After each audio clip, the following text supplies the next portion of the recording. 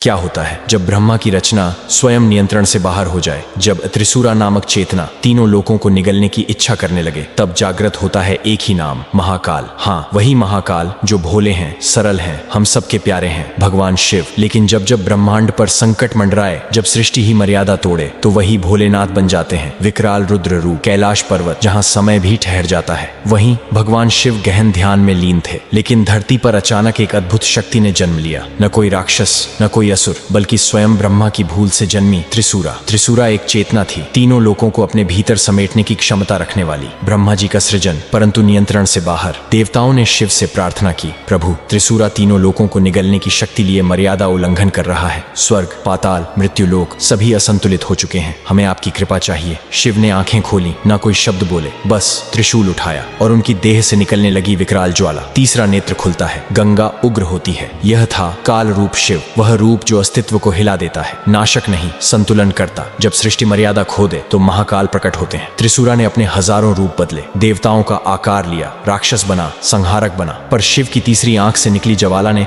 त्रिशूरा के हर रूप को जला दिया। एक वार, एक हुंकार और त्रिशूरा भस्म। त्रिशूरा कोई राक्षस नहीं था, वह ब्रह्मा के भीतर के अहंकार की छाया थी। जब अहंकार जागृत हो जाता है तो विनाश आवश्यक हो जाता है। शिव सिर्फ देवता नहीं है, वो चेतना है। जब भी ब्रह्मांड असंतुलित होगा, उनका विकराल रूप फिर लौटेगा। अगर ये कथा आपके भीतर शिव की चेतना जगा गई तो इसे लाइक करें, सब्सक्राइब करें, ताकि अगली बार जब त्रिशूरा जागे आप सबसे पहले जानें। और कमेंट में बताइए आप किस रहस्य की कथा सुनना चाहेंगे अगली बार।